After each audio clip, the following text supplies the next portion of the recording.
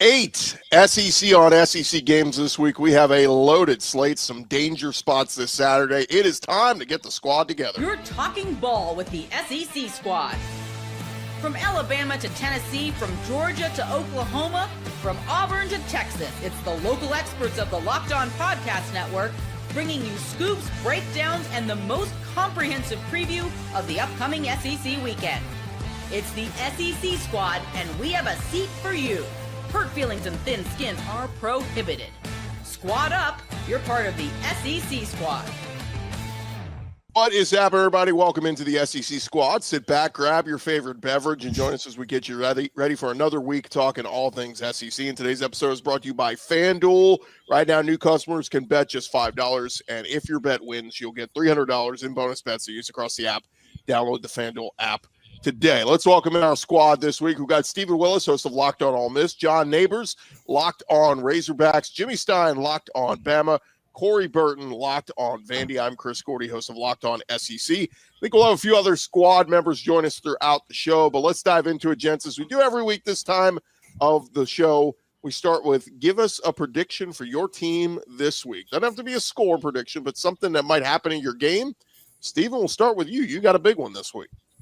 Yeah, Trinidad Chambliss is going to make his first road start. He will not be intimidated by the crowd at Sanford Stadium, and he'll have a good game. Now, I don't know if that'll be enough, but I think he's going to perform pretty well. Real quick, what's the latest on Austin Simmons? Is he getting healthy? And what do they do there? Austin Simmons has been healthy for 3 weeks. Yeah, it's just one of those things. They're playing games. They're playing absolute games. Oh. Wally Pipp. You ride the hot hand of Trinidad Chambliss. John Neighbors, Bobby Petrino coming home as the home head coach of the Arkansas Razorbacks. Give me your prediction for this week. Well, Arkansas with Bobby Petrino as head coach was 3-0 against Texas A&M when they played each other in Arlington. And since that point in time, from 2009 to 2011, Arkansas has beaten A&M one time. And so, I think it's going to be an interesting one. I think it'll be fascinating. I don't like the matchup itself, but Arkansas also loves playing terrible at home. So don't like their chances, but hopefully they just know how to hold on to the ball and figure that out. Yeah, if you could give me a prediction that that Arkansas forces at least 2 punts, I'll maybe feel good about Arkansas. But if they don't force any punts, I don't think they have a chance. We'll get into that one a little bit later. Jimmy Stein, give me a prediction for Alabama. I think Alabama this weekend scores the most points they've scored in an SEC game so far this year, but also give up the most points they've given up in an SEC game this year. Kind of a bit of a track meet in Tuscaloosa Saturday night. Yeah, I don't think we'd be shocked by that if that happened. A score fest breaks out in Tuscaloosa. How about Corey Burton? Give me a prediction for the Vandy Commodores. I think it's going to be a relatively low-scoring slugfest at the 11 a.m. kick on ABC. LSU's having trouble. They put up a ton of yards, but they're having trouble putting it across the goal line. And Vanderbilt's going to play ball control a little bit, and I think that method is going to favor the Commodores. Big game for both those teams. Jay Smith jumping in with us from Locked On Sooners. You guys have a big one coming up this weekend at South Carolina. Another one. Give me a prediction for Oklahoma. Yeah, we got another big one coming up this weekend. It feels like we're going to actually have 4 straight big ones, so let's just, keep it real there. But, no, I do think that the Sooners get back on track a la the Michigan game in this one. South Carolina's been struggling on the offensive side like a lot over the last few games, and so I think we could take advantage of it. So I kind of expect us to probably – I can see us offensively doing real good and having our defense really give South Carolina problems. Yeah, I feel the need to just point out that somebody pointed this out on Monday, and I've been echoing it all week long, that the teams that currently ranked 1, 2, and 3 in the polls, Miami, Ohio State, and Indiana, their remaining schedules currently include no ranked teams. How do you feel about that, Jay, knowing what Oklahoma's got the rest of the way? Look, we got and shockingly, because South Carolina's not even ranked now. They were going into this at the beginning of the season. This was actually a part of that gauntlet. But shoot, every game we play for the rest of the season is against a ranked team. It's just so disrespectful. So disrespectful. Yeah. So Welcome to the SEC, I guess, right? well, Exactly, right? The outsiders go, well, yeah, if you rank all the SEC teams, of course, when they play each other, it's ranked on ranked. They're ranked for a reason, dummies. They're not just we're not just putting them up there because we just want to prop up the SEC. And by the way, this was the case before ESPN and ABC had all the TV rights. People keep saying, "Oh, it's because they have the TV rights." No, this was the case before this. 20 years, yeah, at least. Let's jump into it, gents. Let's start because we got 8 games to take a look at. Let's start with the big one, 2:30 Central on ABC. Number 5 Ole Miss at number 9 Georgia. College Game Day will be there. Of course, Ole Miss won this game a year ago. Steven, what's the key to victory for Ole Miss? Stopping the Georgia run game. Georgia, ever since Vince Dooley, have been running back dominant. If you can make them one-dimensional and force Gunnar Stockton to beat you throwing the football, maybe he does it, but that's the path of easiest resistance, because if Georgia is able to run the ball and Bobo is able to get the play action pass going, this wide receiver group for the Georgia Bulldogs is much better than a year ago. It's going to be imperative that Ole Miss stops the running game. Anybody else got a feel on this one, Ole Miss at Georgia? Well, Georgia's defense has to figure things out a lot sooner than they did against Auburn, or Ole Miss is going to run them out of the building. I mean, it was the first half up until the punch out on the goal line was absolutely atrocious for Georgia's defense, and they can't do that, or Ole Miss is going to 50-piece them.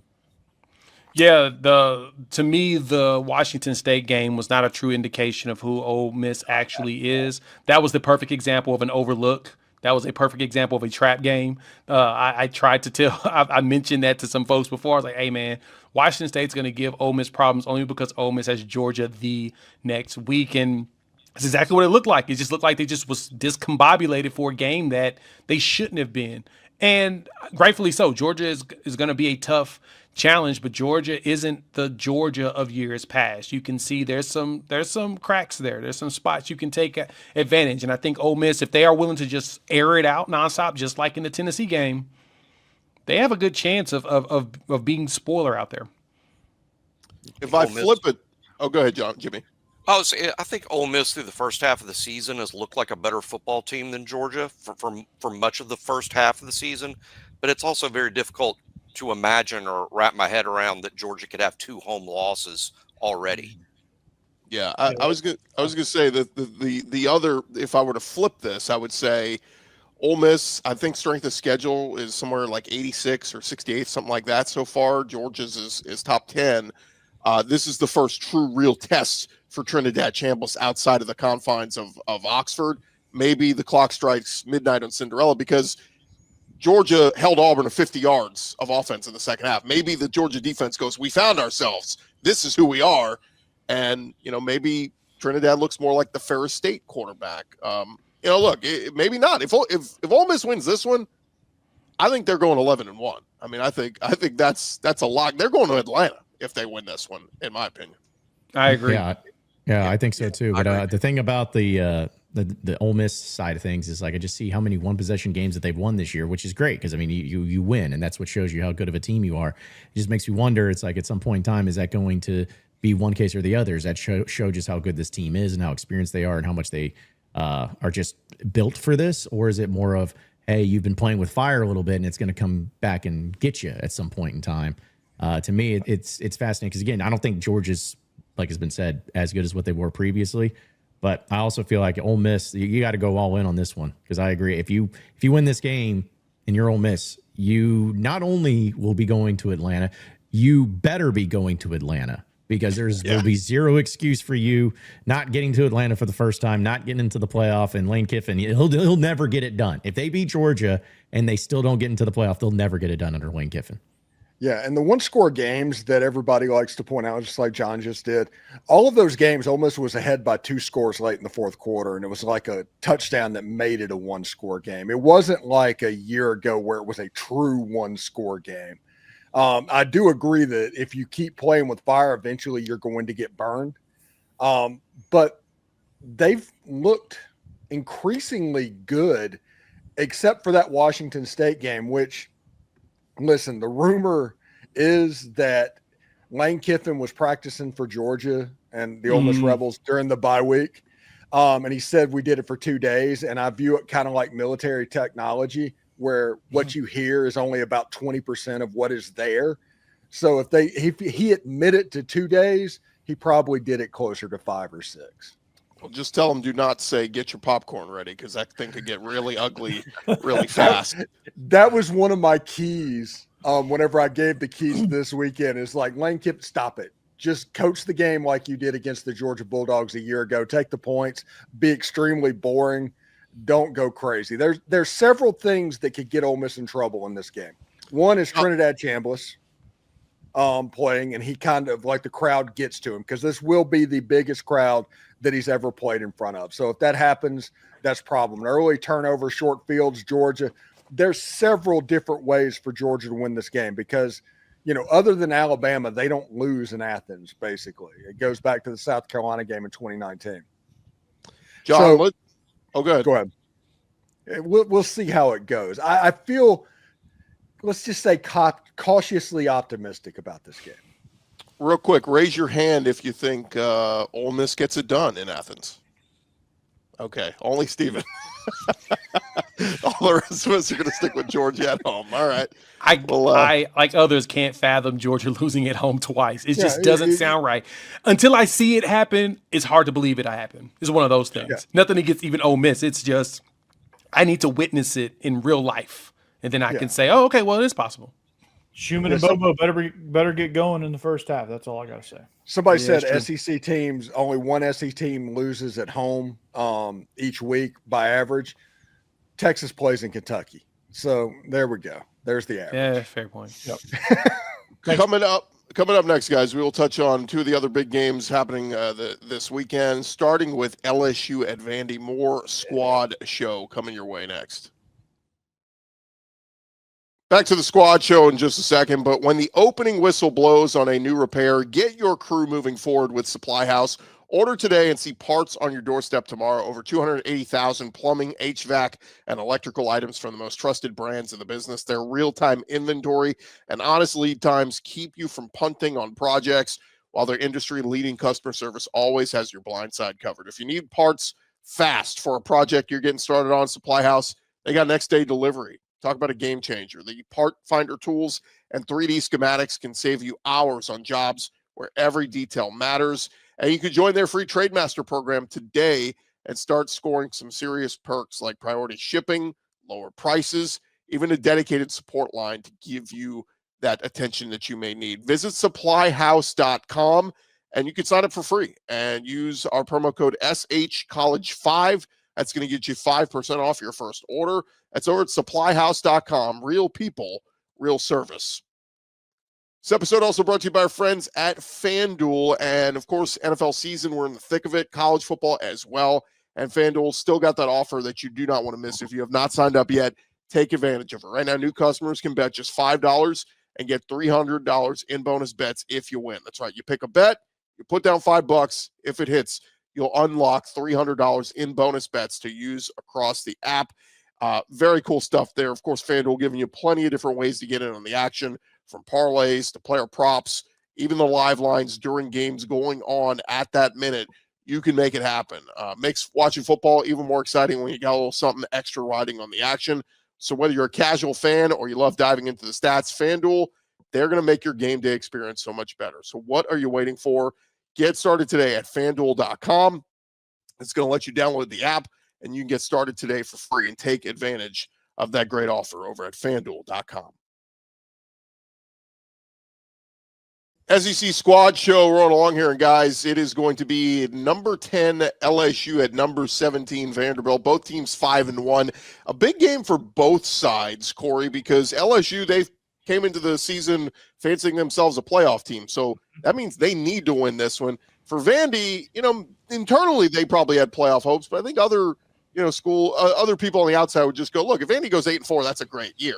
So maybe means a little bit more to LSU, but this is home for Vanderbilt. This is one that they believe, and they want to get the bad taste out of their mouths from that Alabama loss.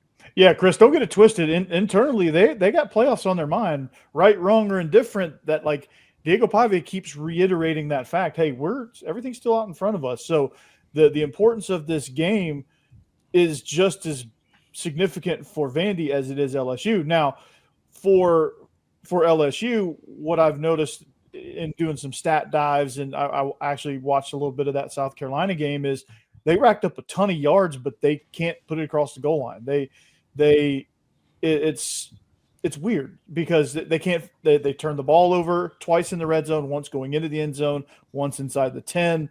Penalties, things like that. Their offensive line, Chris, is something that they had to replace 5 starters coming into the season, and it just hasn't gelled like you think it would. So I think the matchup here is Vandy's defensive line versus that patchwork offensive line for LSU. Can they stop the run, which LSU is in the bottom 2 in rushing in the conference, and can they force Garrett Nussmeier to beat them all by himself? And right now he's still recovering from a multitude of injuries, ankles, knees, obliques, whatever, you name it. He's got it wrong with him. And is he 100% still? Brian Kelly says he is, but again, it's coach speak, wants to make everybody feel good. Vandy's going to have to test that coming in. And then offensively, they're going to have to control the ball as always. That's just their identity. If they can stay to that and play a lot like they did in the first half or in the first quarter against Alabama, where they dominated the line of scrimmage and they rushed for 113 yards and pretty much had control of the game very, very briefly against Alabama. If they can do that and stretch it out, they have a chance here. Yeah, wouldn't it be funny, like if you had a Gray's Sports Almanac and you went back to like 2021 and you're like, hey, Indiana and Vanderbilt are going to be having conversations about the playoffs in 2025. You would be institutionalized. Well, that's what somebody said. Imagine going back to 2019 and telling an LSU fan during that whole Burrow season, hey, 6 years from now, you're going to play at Vanderbilt and be an underdog. You would have been, what happened? Yeah, it's the like, program must have died. This is the first time in 51 conference games that Vanderbilt is actually a favorite. Yeah, Wow. Vegas knows something. Look, to me, LSU is the ultimate. If they ever put it all together, they could be the best team in the country. The problem is they just haven't put it all together. You know, when you get to this point in the season and you go, yeah, they just keep turning the ball over in the red zone, all this. Eventually, that's who you are. That's who this team is. But again, if they do go out there and have that clean game where Nussmeier doesn't turn the ball over and the defense plays lights out, LSU can beat anybody. But that's where I say, like, 8-4. If Vandy finishes 8-4 this year, they're going to throw a parade. If LSU finishes 8-4, they're going to be talking buyout with Brian Kelly. That's where the expectations are going into this game. Does anybody else feel strongly about this one either way? I think this has a potential to be the Ole Miss Arkansas game for 2024. I think this has a chance to be an extremely get-right game for LSU. Mm-hmm. Yeah, I think there's opportunity for that as well. But I do think that Vanderbilt actually prevails and wins this game. I think Diego Pavia actually puts the team on his back and stops turning over the ball for a change and winning it. I mean, to me, the ineptness I've seen in LSU's offense is just baffling. I mean, you get 5 interceptions against Florida and you only score 1 touchdown, and then you get a pick 6 to add a second touchdown. That, to me, just tells me that there's something going on with that offense that they just can't get going. The running game hasn't been very productive for them. I mean, Caden Durham hasn't been doing as much as I thought he would be. It's not – they're struggling, and it feels like – he missed the Ole Miss game. You need to, put that in there. But yeah, and that's fair. I mean, in the games he's played, it's just like last year he kind of came out of nowhere. You're like, oh man, they've got him such a good freshman running back. He's going to do some stuff, and not so much. So it kind of feels like the offense is protesting against Brian Kelly to get them fired. They're very much more inept than I would have ever thought that they would be. Just speaking for myself, about 1 week ago, I really thought Vanderbilt was going to win this game. When I changed my mind is when I saw that LSU was the underdog. When the official line came out Sunday or Monday, whenever it was, like LSU is an underdog in this game. I'm like, I'm flipping. I think LSU wins.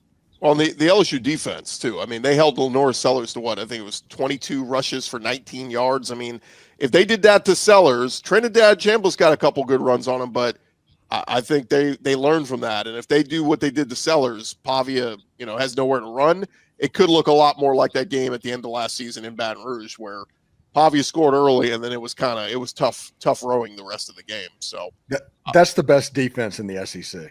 I mean, to me, it's not even close. And I realized that Ole Miss was able to get over on them a couple of times, but like at the cornerback position, they're so long and athletic all over the field. And Vandy is good. What they do very well. But the problem is you don't have the size speed ratio to where if things start going good for LSU, there's not going to be anything that Vandy can do, if that makes sense. To stop them. Yeah. Steven said LSU the best defense. Watch those Georgia and Bama defenses the next few weeks. I think they're going to have something to say about best defense in the SEC. Real quick, guys, this segment, let's jump over to Texas A&M, number 4. Texas A&M. That just doesn't feel right to say. The Aggies, but they've proven it so far. They're going into Fayetteville to play Arkansas. John Neighbors, Bobby Petrino, back as your head coach in Fayetteville. Got to think he's going to get a standing ovation at the start of this one. Well, yeah, of course. I mean, listen, it was about like last week when we talked about it with Arkansas and Tennessee. It was a matter of like no one knew what the team was going to look like. Last time we saw them was against Notre Dame, where they just completely gave up. And it was like, okay, so are they going to continue to fight? Are they going to continue to play? Are they going to care? Or, what's the situation? And I think even though it was a loss against Tennessee, I think it was very obvious that the team was playing a lot harder than they did in the previous week under the Sam Pittman era. And so I think people are hopeful for that and hopeful that they can build upon that. A&M's really good. Again, I don't like the matchup of it. I know the Moss situation there with A&M is pretty fascinating because last time they had to go without him for a while, it didn't go well for their offense. But this is the first time also Arkansas has played A&M in Fayetteville since 2013 and Johnny Manziel. So there'll be a lot going on there. It's Darren McFadden. They're honoring him. They're getting him his jersey and everything up in the rafters, which will be great. Looks like there's going to be a tornado that's going to hit. So it's going to be awesome. It's going to be a classic Razorback event, sounds like. I think SEC road games are where undefeated records go to die. So I'm not going to be shocked if Arkansas pulls this off. Well, look, the Cam Newton jersey retirement didn't go well. Let's hope the Darren McFadden jersey retirement goes well. Yeah, I don't know, man. Like A&M has left Kyle Field once this year, and that was at Notre Dame, and it took a miracle and a prayer for them to pull that one out. Give them credit. They found a way to win, but I just keep looking at it. Like, that's why I say, like, if Arkansas's defense wasn't so putrid, if they could just get a few stops, I'd love them in the upset. I just don't know if they could slow down Marcel Reed. Well, see, and that's the problem is that it's like if they just didn't fumble the ball, Sam Pittman would still be the head coach. Like, it's just simple things like that. And that's what's kind of been the MO for Arkansas is just they do the little things that make them lose these games. And it's extremely frustrating to watch. And so that's where it's like I feel like Arkansas will be competitive. I think they should be competitive. But it's like I'm looking at these spreads and whatnot, and I see that Arkansas is as big of an underdog against A&M as Ole Miss is against Georgia. And I'm like, what? How does that make sense at all? But it's the truth. It's going to be a game that I think will be hard fought. I think Petrino's going to have a game plan, and as long as you keep Taylor Green upright. But if you keep fumbling the ball, it doesn't matter. You're going to lose, and A&M's a good enough team to beat you. Real quick, guys, show of hands. Who likes Arkansas to upset A&M? Raise your hand. Yeah, I'll go. Oh, Okay, all right. We got 2 in there. We got 2. Idiots. They helped me win a We got parlay. 3. Surrounded by morons. I'm telling you. Hey, real quick for rewind, Vandy at LSU. Who thinks Vandy beats LSU? Raise your hand. I mean, probably just me. But I know. Okay, so 4 of I'm you. kind of on the Vandy train. Whoa. I just want it to happen so I can laugh. Come on, Corey. Come on, Corey. You know I've been on the more Vandy train this indictment whole on time. LSU Oh, at yeah. this point. I know you have been. That's and I appreciate that. I'm We a welcome closet Vandy fan. We welcome in our buddy Eric Kane, the Locked On Vols. When we return, guys, some more big, massive matchups this week, including the 3rd Saturday in October. We'll discuss that coming up next. More Squad Show in just a second, but first, Mazda. Mazda crafts cars for those who do more than simply move. Mazda delivers confidence with every ride, with more IIHS Top Safety Pick awards than anyone else. From footwork to breathwork, athletes, they sweat all the details. Mazda, they bring that same attention to how they craft every model. And you can feel the Japanese craftsmanship in every detail, from the metallic accents to the available Nappa leather upholstery. You can make everyday drives feel like anything but. From smooth handling to intuitive controls, and with the all-wheel drive standard in every crossover SUV, you can drive with confidence throughout almost any season. Like our players, we sweat every detail, because when you make every move count, impossible becomes irrelevant. Mazda, move and be moved. If you're looking for a new vehicle, recommend our friends at Mazda. Check them out today. Mazda, move and be moved. All right, guys, 6:30 Central on ABC. It is number 11 Tennessee at number 6 Alabama. Tennessee has won 2 of the last 3. It just feels weird saying that because they lost, like 16 in a row. But 15, get it right, 15. Whatever it was. Eric, Jimmy, help us out here. What are you feeling on this one? Go ahead, Eric. I mean, John can attest. Arkansas just played Tennessee. It's an explosive offense. It's a fun offense to watch. Got a really good quarterback. Defensively, man, you can sack the quarterback for days. You can take the football away, but anything else, just garbage right now, to be honest with you. I mean, Tennessee run fits are awful. They can't defend the pass. It's the definition right now of boom or bust because, again, you are leading the nation in sacks, and you are top 10 in TFLs, and you're number 2 in defensive touchdowns. And you're like top 10, I want to say, in takeaways. Yet you can't defend the pass and you can't defend the run right now. They're getting healthier, but man, it's so frustrating. So I mean, I thought the Tennessee-Arkansas game went about like I thought it was going to be. I thought Tennessee would pull away in the end. It had a 17-point lead in the second half, and should have known Tennessee was going to let it come back and is going to 3-point deficit. So I say all that to say I think Tennessee will go on the road. It's a place Tennessee has not won since 2003. I think Tennessee's going to score a lot of points, just because I don't think that. The offense is going to slow down. I think Tennessee will be opportunistic defensively. I think Tennessee will sack Ty Simpson a little bit, but Ty Simpson is playing really, really well, and that passing game's humming. I think there's a lot of opportunity here. Tennessee could certainly win this game. I don't trust the defense. I just don't. I think it's going to do a lot of good things, but it's going to do a lot of bad things. And if you can't trust the defense like that on the road, it's going to be hard to pull off an upset, in my opinion. Yeah, that's the thing about Tennessee's defense is obviously they do give up a lot of points, and it's easy to imagine Ty Simpson having a big game here. But Tennessee also gets after the quarterback, and Alabama's had issues protecting Ty Simpson at times, even against Missouri last week, giving up 4 sacks. If Tennessee is able to consistently affect Ty Simpson, then maybe Alabama doesn't have the big scoring night that many think. But I tend to agree with Eric. I think there's going to be a lot of points in this game. I think it'll be a bit of a track meet, not like Georgia, Tennessee. I think Tennessee's going to be able to affect Ty, and that's going to affect Alabama's point production. Also think Alabama's just a little bit better on defense, and maybe even Georgia is right now. I think there'll be a lot of points, but not like Georgia. It won't be 44-41, but maybe both teams in the 30s isn't going to surprise me at all. Something concerning about Tennessee's defense again. They do such a great job because of the sacks and early downs. They do such a great job of getting offenses in 3rd and long. Against Power 4 opponents, I looked up the stat the other day. Against Power 4 opponents on 3rd and 4th down, Tennessee is giving up 37% of those chances.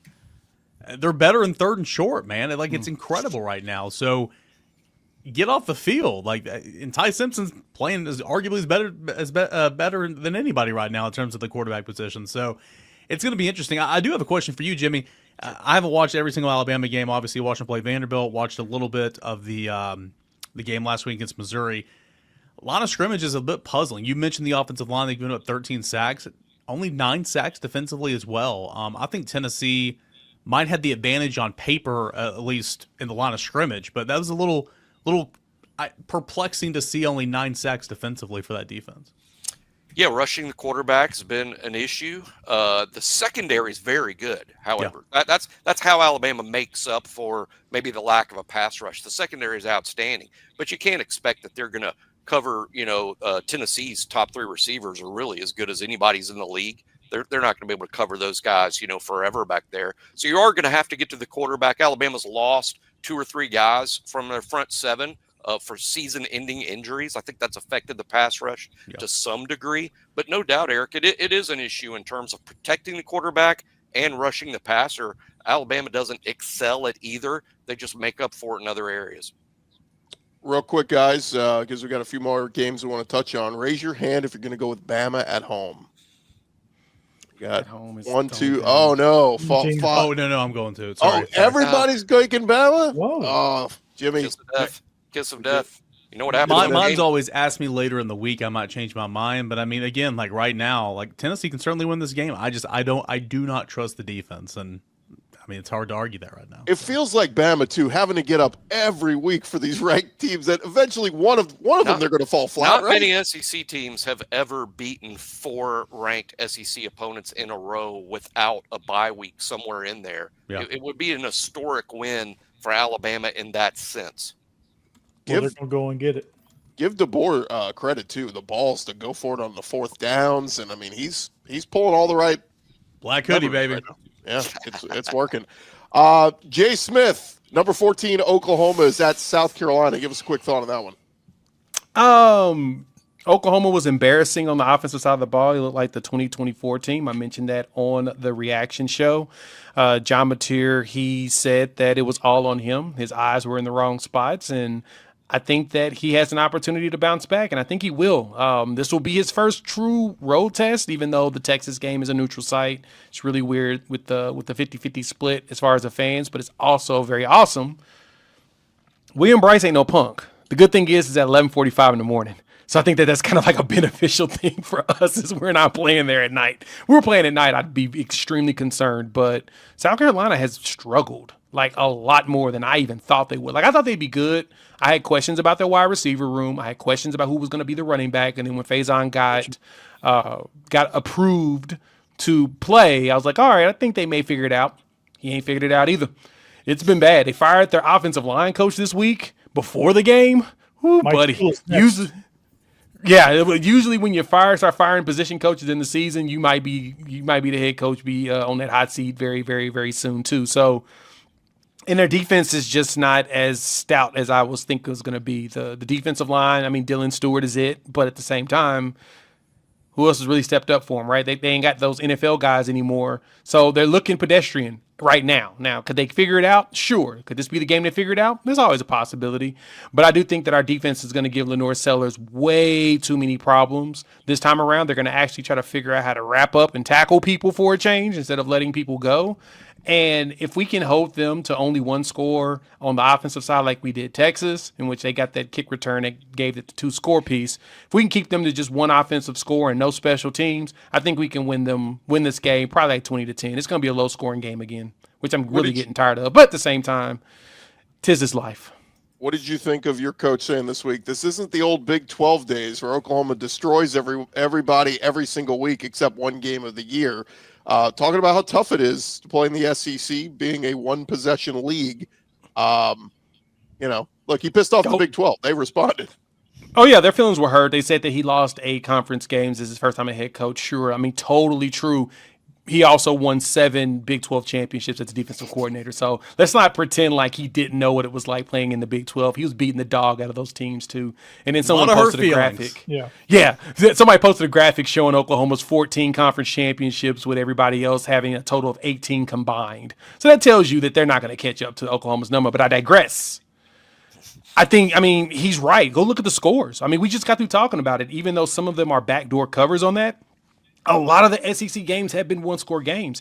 And it's been, even those backdoor covers have been situations where if a team, can sustain their drive, they could have tied it or they could have made it closer. So that's the thing about this conference, man. Everybody grinds it out. The defenses, you can tell, are NFL caliber coordinators. They are forcing teams to conform to the way they want them to play, and it's a grind out, especially this year. So he's not wrong. That's the one thing that we're pointing out. I mean, the Big 12 didn't know what defense was until actually they still don't know what defense is. So it's a team. It's a conference where just the offenses just fly. So Tennessee, but the SEC's always been opposite. Games.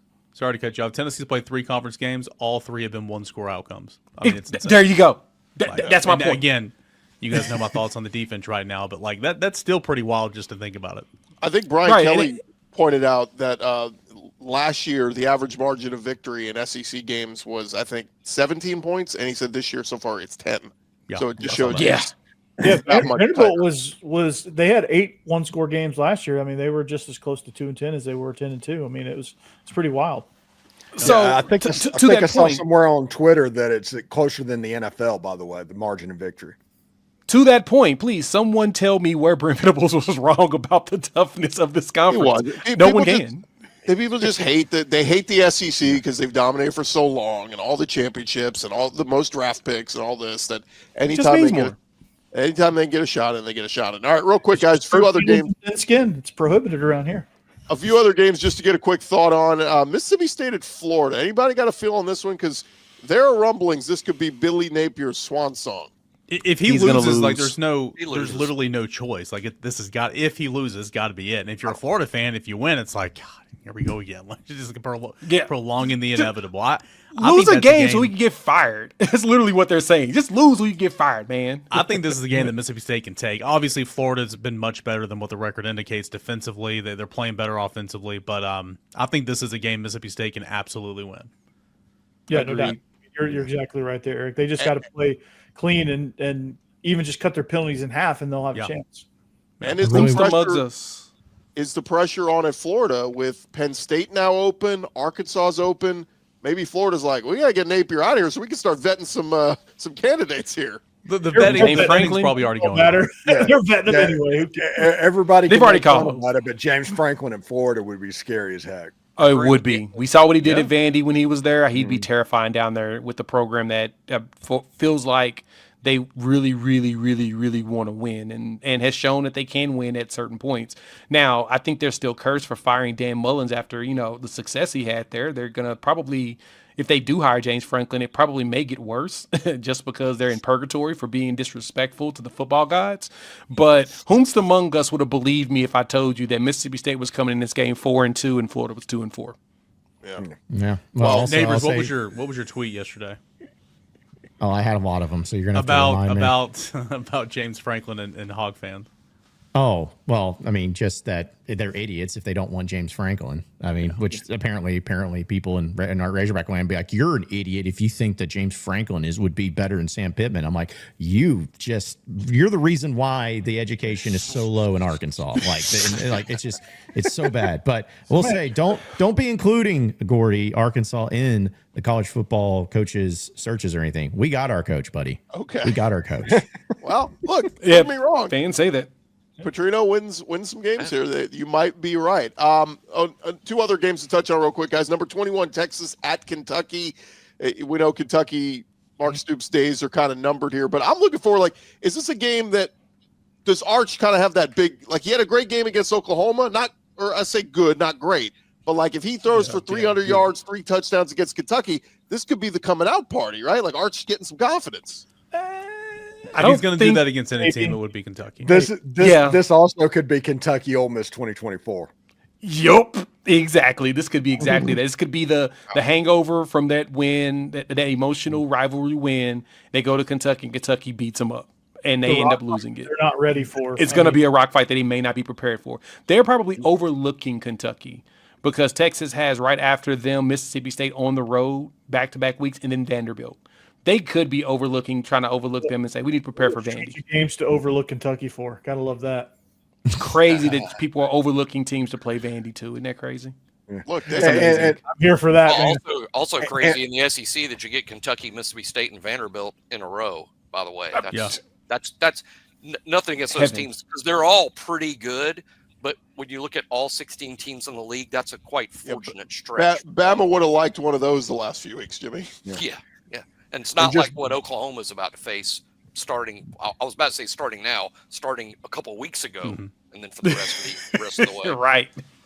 Hey, and Mark Stoops is likely going to eventually lose his job, but Mark Stoops against the Norm Chow tree, Lane Kiffin, and Steve Sarkisian, he's got a foothold on that offense. He can make a rock fight on that offense.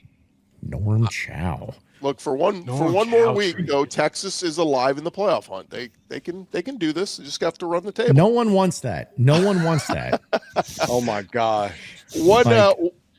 One more, guys. Save the biggest Hindenburg for last. Number 16, Mizzou is going to the Plains of Auburn, where that thing's getting uglier and uglier by the week. Damari Alston leaves the team this week, a team captain. Anybody think Auburn got any chance in this one? It's like the meme where everything is burning around Hugh Freeze, and he's just like, "Hey, this is fine." It's fine.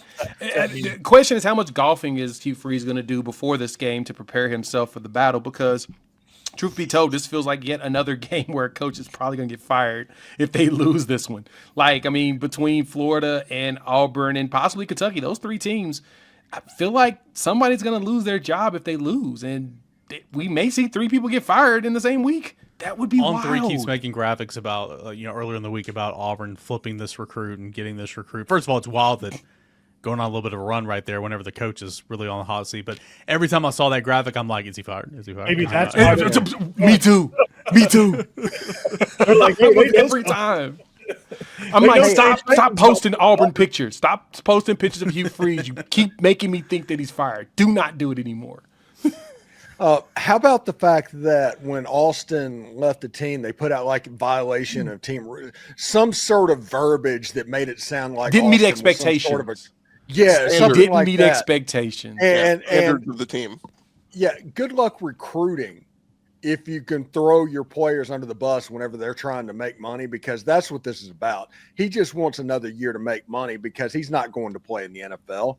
He wants another chance, another bite at the apple. And you're going to throw him under the bus and do that. Good luck recruiting. Seriously, if you somehow beat Missouri, good luck recruiting. Now, on that, Missouri's only like a 1 to 1.5 point favorite in this game. That feels really low for a team that's been struggling like Auburn has on the offensive side of the ball. Is Vegas really Jordan Hare is a tough place to play still, and it's a night game. Yeah, I mean, it's at So, and 4:45, so and- it's gonna be dark. And also, let's be honest about this. Like, first off, like Auburn's going to win this game, and second off, like this is the first game away from the rock place that this Missouri team plays at, like for the season. So, like, True. So it's like they're going to get in a different atmosphere. It's going to be on the road, and honestly, the main reason I think that Auburn wins this game, it's not like because I think Auburn's great or anything. I just feel like with Missouri, that Bama game, that was it, man. That was their time. That was their time to finally put themselves in the driver's seat. I think they went all out, and I think they're going to have an emotional letdown afterwards, especially going on the road. Guys, this is a new weekly segment. Neighbors calls his shot, and he's hit a couple of these. So save this clip. We may have to put a sponsor on this or something. Neighbors. I'm about to put money on them right now. I'm in Vegas this week for work, so I'm going to go ahead and put a whole bunch of money on Auburn, apparently. On Auburn, yeah. I'm gonna send you half the proceeds, John. Yeah, if my team can't win, at least your teams can. Whenever I pick them. I will say this: Jackson Arnold is kind of like going towards the Steve Sachs territory, the Chuck Knobloch. He is developing the yips something fierce. He can't even complete a slant pass. So I don't have his stats in front of me. I saw a tweet, so who knows if it's true or not. But it said something like he's got the lowest passer rating in the SEC, but he hasn't thrown a pick. Yep, right. That is 100% correct. And like I know they're not throwing it a lot with him, but that is still not throwing the ball enough. Right. It's an incredible ground is stat. intercepting the ball is what's happening.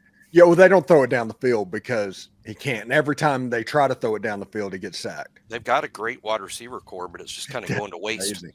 Yeah, future. He is 16th in the conference in passer rating at 124.29. He is dead last. 0 picks, 5 touchdowns, and he has thrown 165 passes. I don't think Jay is shocked at any of this. Corey. Oh no, I'm not. We tried to tell them that. We tried to for some reason. No, and the bad part is you can tell that Hugh Freeze has basically told him, do not throw an interception at all, period. And so he is clamming up from it. Like on our side, I know that the coaches was like, dude, if you throw a pick, that's fine. The defense will help you. Just throw the freaking ball. It's the opposite there, and he's still just like this. No, it's bad. He hasn't thrown for 1,000 yards yet, and he's played in 6 games. That's so bad. Cam Coleman and Eric Singleton outside. Yeah, that's the old mantra. If you don't throw it into trouble, you can never turn the ball over. So you'll also never score a passing touchdown. There's that part too. That too.